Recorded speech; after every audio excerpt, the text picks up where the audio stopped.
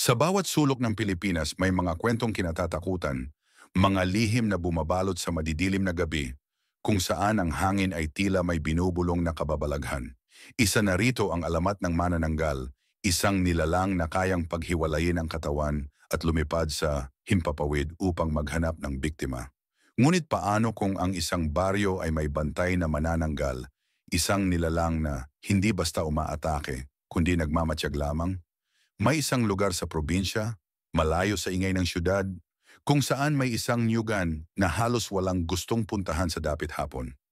Ayon sa matatanda, dito raw madalas makita ang isang nilalang na naghuhulog ng tingin mula sa mga sanga ng nyog.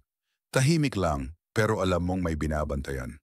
Maraming beses na itong napansin ng mga magsasaka at ng mga batang dumaraan sa kakahuyan.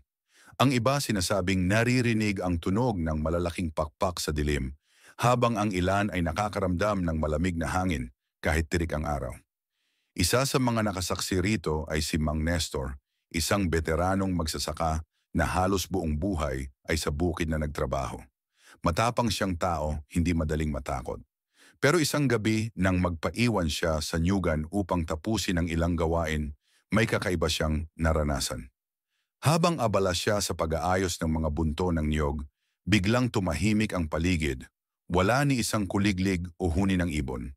Doon niya naramdaman ang mabigat na pakiramdam na parang may nakatingin sa kanya mula sa itaas.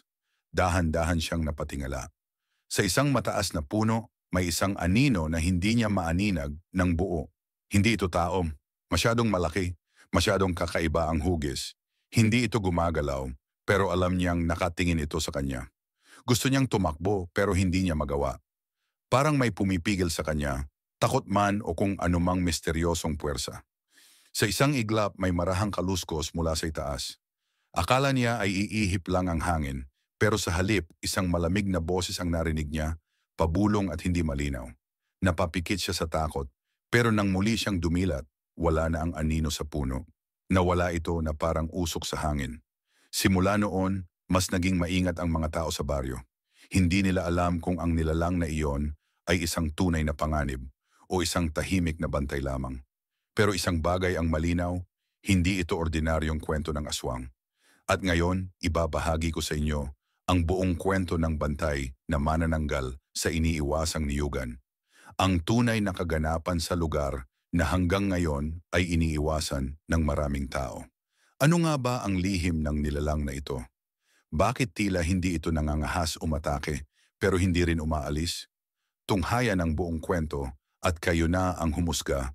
Sa mga sumunod na araw, lalong naging matindi ang kaba ng mga taga-baryo. Kahit walang sinasaktan o kinukuha, ang presensya ng nilalang sa niyugan ay sapat na para takutin ang kahit sinong maglalakas loob na dumaan doon sa gabi. Ang matatanda, pinayuhan ng mga bata na huwag maglaro malapit sa kakahuyan. Ang mga magsasaka, umiiwas ng mag-overtime sa bukid. Maging si Mang Nestor na sanay sa hirap ng trabaho ay hindi na nagpaiwan mag-isa. Ngunit may isang lalaki sa baryo na hindi madaling matinag sa takot. Si Luis, isang binatang bagong lipat lamang sa lugar, ay hindi kumbinsido sa mga kwento. Para sa kanya, maaring may hayop lang sa niyugan o kaya'y paniniwala lang ng matatanda na lumala sa paglipas ng panahon. Isang gabi, matapos ang inuman sa tindahan ni Aling Rosa, napagpasyahan niyang daanan ang nyugan bilang shortcut pa uwi. Tahimik ang paligid pero hindi niya alintana. Ang tanging ingay na naririnig niya ay ang pagyapak ng tsinelas niya sa tuyong lupa. Ilang hakbang pa napansin niyang parang may aninong dumaan sa gilid ng paningin niya. Napahinto siya at lumingon pero wala namang tao. Baka dahon lang, bulong niya sa sarili at nagpatuloy sa paglalakad.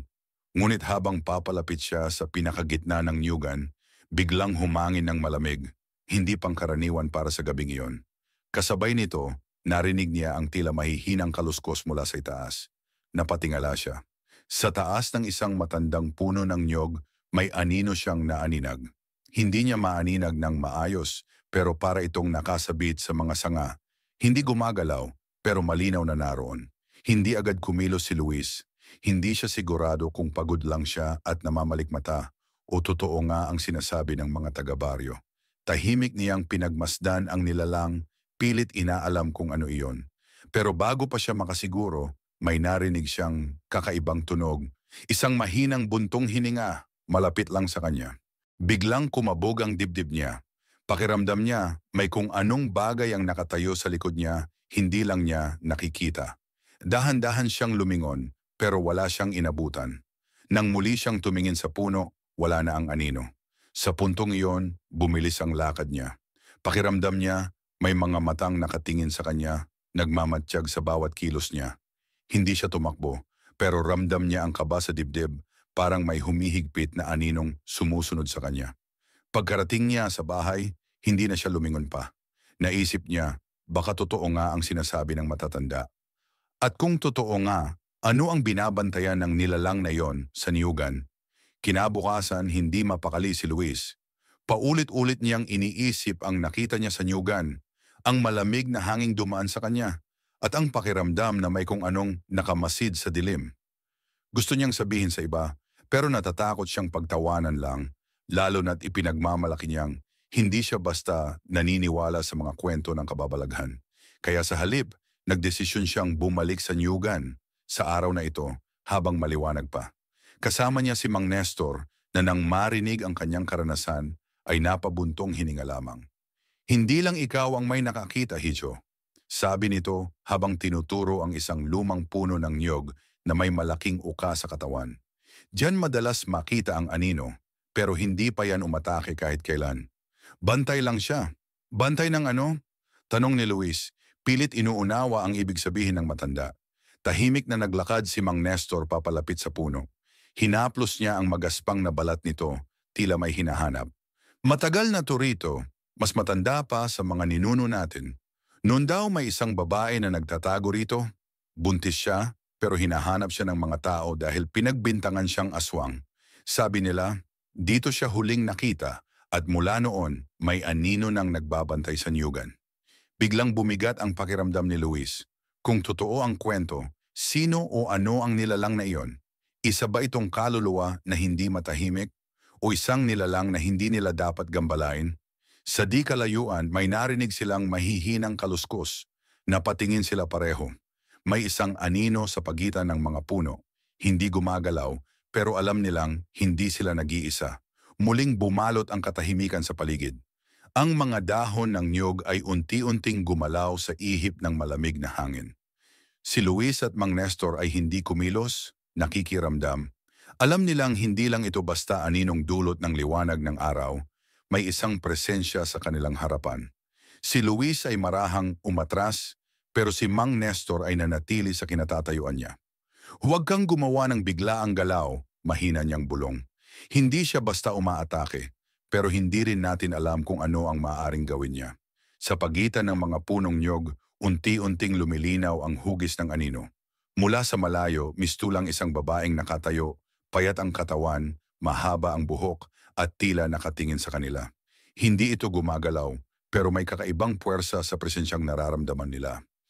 Parang may isang bagay na bumibigat sa paligid, isang hindi maipaliwanag na takot na gumagapang sa kanilang balat. Biglang nagpakawala ng malalim na buntong hininga si Mang Nestor. Kung totoo nga ang sinasabi ng matatanda, hindi ito isang ordinaryong nilalang, anya. Baka siya pa rin ang naghihintay sa isang bagay o sa isang tao. Si Luis ay napalunok.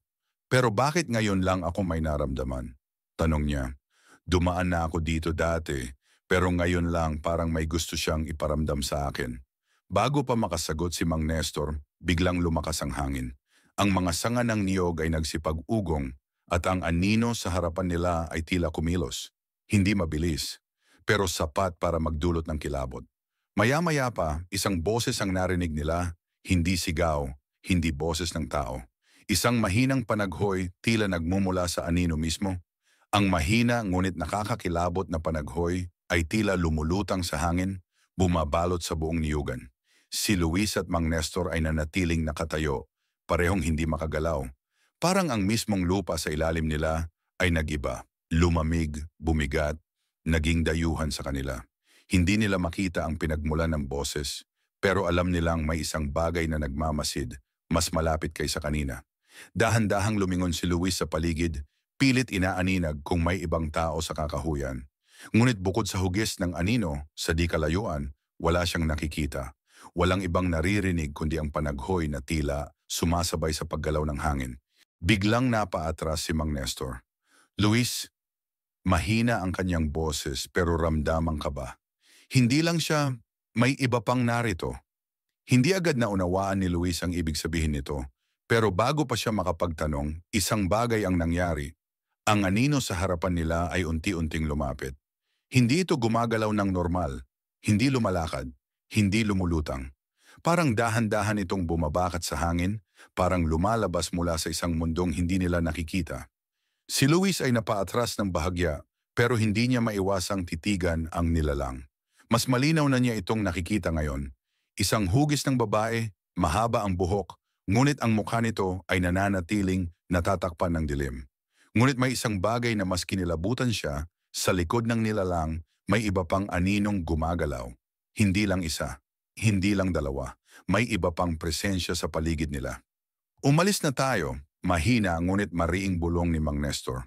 Pero bago pa sila makagalaw, isang malakas na hangin ang biglang humampas sa kanila. Kasabay nito, ang panaghoy ay naging mas malinaw at sa pagkakataong ito, hindi na lang ito tunog ng pagdadalamhati. Parang boses na ito ng galit. Hindi kayo dapat naririto. Isang malamig na bulong ang dumaan sa tenga ni Luis. Hindi niya alam kung sino ang nagsalita, pero ramdam niyang hindi ito normal. Ramdam niya na hindi lang sila basta pinagmamasdan. May isang bagay na gustong iparating sa kanila. Ngunit bago pa nila maintindihan ang nangyayari, may isang matandang puno ng niyog sa gilid ang biglang gumalaw. Parang may isang napakalaking puwersang kumawala mula rito. At sa isang iglap, isang anino ang lumundag mula sa taas ng puno. Sa isang iglap, bumagsak mula sa taas ng puno ang isang itim na anino, mabilis na dumaan sa harapan ni na Luis at Mang Nestor. Ang hangin ay tila sumabog mula sa impact at isang matinis na tunog ang pumuno sa paligid. Hindi sigaw ng tao, hindi rin huni ng hayop. Isang tunog na parang pinaghalong pagdadalamhati at galit. Si Luis ay napaurong, halos mabuwal sa lupa. Napakapit si Mang Nestor sa isang sanga ng niyog. Ang kanyang mukha ay puno ng takot. Sa harapan nila, unti-unting lumilinaw ang anyo ng nilalang. Isa itong babae, mahaba ang buhok, nakaputing damit na puno ng punit at dumi. Ang mukha nito ay kalahating natatakpan ng anino. Pero ang mga mata, pulang-pula, parang nagliliyab. Umalis na kayo. Bago mahuli ang lahat, anito, ang tinig ay malamig, ngunit may halong pighati. Si Luis ay hindi makasagot, ngunit bago pa sila makakilos, ang lupa sa ilalim nila ay biglang umuga. Ang paligid ay tila sumisikip, ang hangin ay parang nabibigatan sa isang hindi maipaliwanag na puwersa. Mula sa lilim ng mga puno, isa pang anino ang gumalaw. Pero iba ito. Hindi ito kasing tahimik ng naunang babae. Biglang lumitaw mula sa dilim ang isang nilalang. Mas matangkad, mas mabangis. Ito ay may matutulis na kuko, malalaking pakpak na nakatiklop sa likod, at mukhang mas galit kaysa sa kahit ano pang nakita nila. Huli na, bulong ni Mang Nestor. Ang tunay na bantay ng Nyugan, dumating na. Napatras si Luis. Hindi niya alam kung sino o ano ang nasa harapan nila. Ang unang babaeng lumitaw ay tila lumingon sa bagong dating. Parang may gustong sabihin.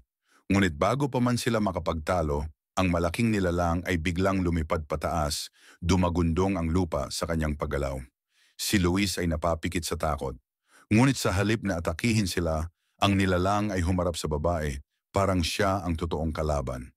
At doon niya naintindihan, hindi sila ang hinahanap ng nilalang. Ang tunay na laban ay nasa harapan nila.